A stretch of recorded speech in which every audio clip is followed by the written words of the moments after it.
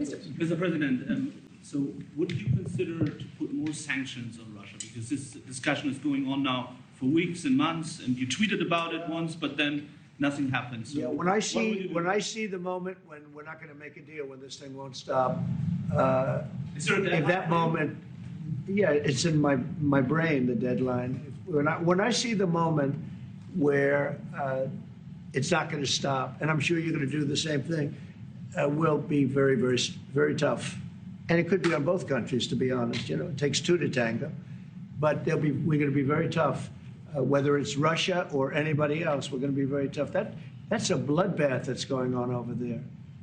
And when I see the moment where I say, well, they're going to just keep fighting. You know, I gave the analogy yesterday when I spoke to President Putin. I had a 2-hour and 15-minute call with him. Sometimes, and this is me speaking maybe in a negative sense, but sometimes you see two young children fighting like crazy. They hate each other and they're fighting in a park. And you try and pull them apart. They don't want to be pulled. Sometimes you're better off letting them fight for a while and then pulling them apart. And I gave that analogy to Putin yesterday. I said, President, maybe you're going to have to keep fighting and suffering a lot because both sides are suffering before you pull them apart, before they're able to be pulled apart. But it's a pretty known analogy. You have two kids, they fight. Sometimes you let them fight for a little while. You see it in hockey. You see it in sports. The referees let them go for a couple of seconds, let them go for a little while before you pull them apart. And maybe, and I said it, and maybe that's a negative because we're saying go, but a lot of bad blood. There's some bad blood between the two. I have to deal with it, and the chancellor has to deal with it. It's incredible. The level of, there's a great hatred between those two men, but between the warring parties, great hatred. Also, you say and believe apparently that there's no immediate peace. What? That there is no immediate peace. There will be no. Well, I can't. I'd love to have immediate if I could. If I could, but we don't have immediate. You know, it's like I'd love to have that. I'd like it to start right now. We would leave a room if we knew the war could end. We'd say, forget about you guys, forget about trade, right? Yeah. We'd say, let's go settle it. There's some additional fighting that's going to go on. You know, he attacked, and they attacked pretty harshly.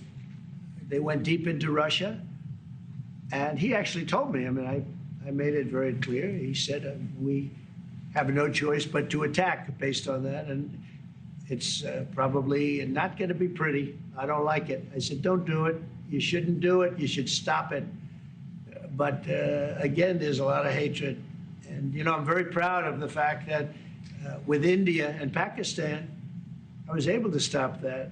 And those are nuclear powers. And that was getting close to being out of hand. And I spoke to some very talented people on both sides, very good people on both sides.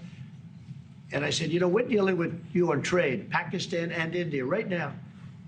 I said, we're not going to deal with you on trade if you're going to go shooting each other and whipping out nuclear weapons that maybe even affect us. Because, you know, that nuclear dust blows across oceans very quickly. It affects us. And I said, if you're going to do that, we're not going to do any trade deals. And you know what? I got that war stopped. Now, I hope we don't go back and we find out that they started, but I don't think they will. They were both good. They were well represented. I want to congratulate both countries because, as you know, the leader of India, who's a great guy, was here a few weeks ago. We had some great talks. We're doing a trade deal. And Pakistan, likewise, they have very strong leadership. Some people won't like when I say that, but, you know, it is what it is. And they stopped that war. Now, am I going to get credit? I'll never get credit for anything. They don't give me credit for anything, but nobody else could have done it. I stopped it. I was very proud of that. I wish we could do the same thing with Ukraine and Russia. And at some point, it'll happen. I believe that. And if it doesn't happen, or if I see somebody's out of line, if Russia's out of line, you'll be amazed how tough. Remember this. They like to say that I'm not friends with anybody. I'm friends with you. I'm not friends with that. I want the right thing to happen for our country, for everybody, for humanity. but I'm the one that stopped the pipeline. It's called Nordstream 2. Until I came along, nobody ever heard, not one person in this room ever heard of Nordstream 2. You probably did, Yes, because I it did. went to Germany. I mean, he's the only one Knowing that that heard this of it. was a mistake. But Yeah, I stopped right. him. I stopped it. Yeah, and you've said that openly. Yeah. It was a mistake because, and I used to go with Angela. I'd say, well, wait a minute. We're spending all this money to defend you against Russia, and then you're giving Russia billions of dollars a month. What kind of a deal is that? You know, which was, but you said it better than anybody else. I appreciate it. But I'm the one that stopped it. And that was the biggest economic development job, if you want to call it that, in the history, think of it, in the history of Russia. That was a massive, it's the biggest pipeline in the world. Going to go all over Europe, not only to Germany. You know, they were Germany, but then they were branching off all over to Europe. Nobody ever heard of, not one person of you heard of it.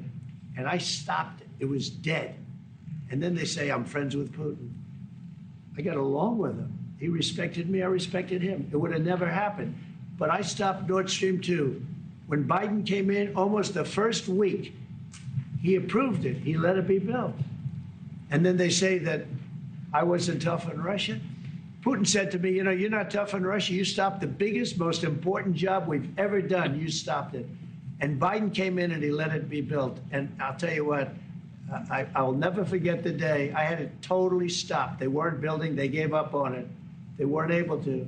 And then Biden came in and he let him build. I couldn't believe it. Thank you for watching. Subscribe below and download our NewsNation app right now on your phone, and you will get fact-based, unbiased news for all Americans.